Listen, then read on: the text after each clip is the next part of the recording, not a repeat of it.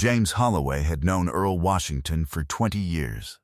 The man who ran the barber shop on Decatur Street where James had been getting his hair cut since he was 22 years old. The man who had talked him through his divorce in 2009, his mother's funeral in 2014, and his daughter's acceptance to Spelman College in 2018. When Earl Washington walked onto the Family Feud stage as the captain of the opposing team, looked across the podium at James Holloway and froze. Not the freeze of recognition, a different freeze entirely. The freeze of a man who is doing the math of his entire life in real time. Earl Washington grabbed the edge of the podium with both hands. He said, barely audible, "James, what was your mother's name?" And James Holloway, who had not understood yet what was happening, said, "Her name was Diane. Diane Holloway. She grew up in Macon." Earl Washington's legs buckled. He held onto the podium and did not fall. And Steve Harvey, who had been watching from 6 feet away, stepped forward and caught Earl's arm without thinking, and looked at both men, and went very still. Because Steve Harvey had seen a lot of things in 12 years of hosting a game show, he had not seen this. It was a Thursday in April 2022, and neither James Holloway nor Earl Washington had known the other would be there. That was the thing that made everything that followed feel, as Steve Harvey later said, like it had been arranged by something larger than any of them. James Holloway was 42 years old, from Atlanta. He was a high school basketball coach. He'd come to Family Feud with his wife Keisha, his sister Brenda, his cousin Terrell, and his nephew Malik. They'd applied 9 months ago after James's daughter Amani had dared him to. She'd thought it would be funny, her dad on a game show. James had thought so too. He wore a dark blue shirt because Keisha said it made him look distinguished. Earl Washington was 67 years old, from Atlanta. He had run Earl's barbershop on Decatur Street for 29 years. He'd come with his wife Gloria, his son Darnell, his daughter-in-law Renata, and his grandson Jalen, who was 14. They'd applied months ago at Jalen's insistence. Jalen loved the show and had written the application himself.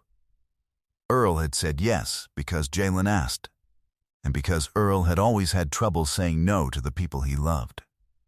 In the green room, the two families were in separate areas. James and Earl had not seen each other. On a normal taping day, this meant nothing. On this particular Thursday in April 2022, it meant everything. The game had been running for 6 minutes when Steve, during a casual moment between rounds, asked both team captains where they were from and what they did. James said Atlanta, basketball coach. Earl said Atlanta, barbershop owner, Decatur Street. James turned his head slowly. He stared. Earl turned his head. They looked at each other. "Earl," James said, "what are you doing here?" Earl Washington said nothing for a moment. He was looking at James the way a man looks at someone when a thought is forming that is too large to say quickly. He looked at James with the particular attention of a man who has spent 67 years knowing certain things about himself that he kept in a locked room, and who had just heard a key turn in the door. "James," Earl said quietly, "what was your mother's name?" The studio went quiet. Not from the audience, they didn't know yet, but from the two men at the podiums who had stopped the normal current of the show with the gravity of something happening between them that had nothing to do with the game. "Diane," James said. "Diane Holloway. She passed in 2014. She grew up in Macon." Earl Washington's knees buckled. He held the podium. He did not fall. Steve Harvey stepped forward and caught his arm. He looked at Earl. He looked at James. The studio had noticed now. The audience had gone quiet the way audiences go quiet when they sense that something real has entered the room. "Talk to me," Steve said to Earl. "Just that."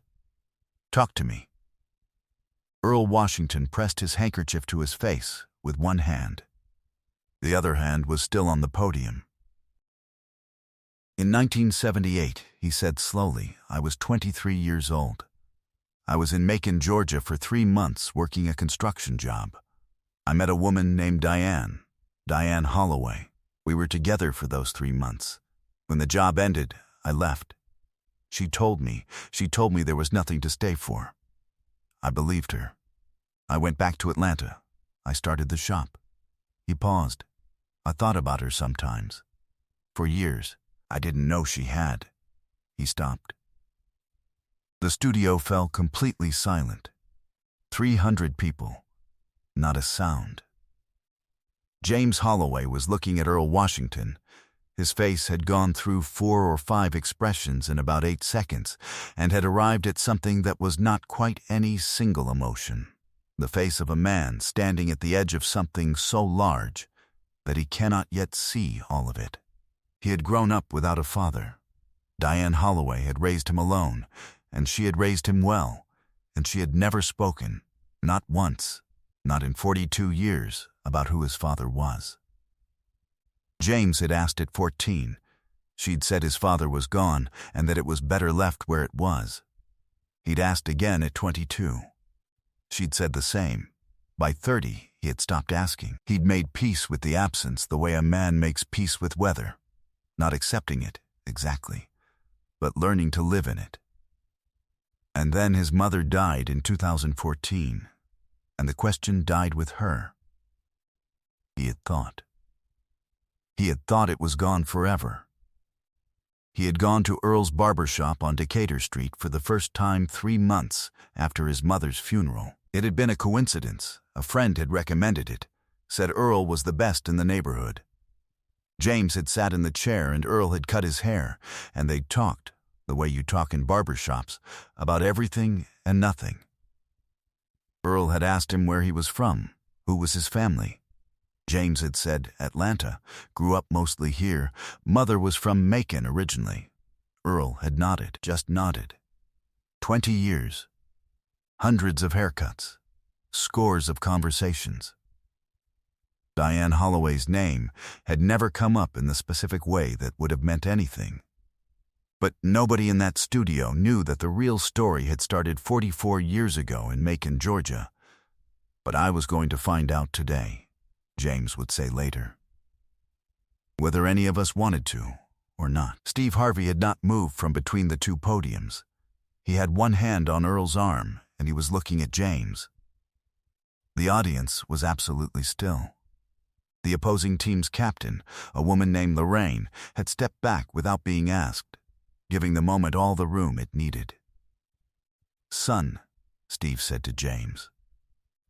And the word son, a word Steve used loosely and warmly with men of every age, landed differently in this particular sentence, in this particular moment. Even Steve seemed to hear it. He let the word sit. "I need you to tell me what you're feeling right now." James Holloway looked at Earl Washington for a long time, long enough that the audience had stopped breathing.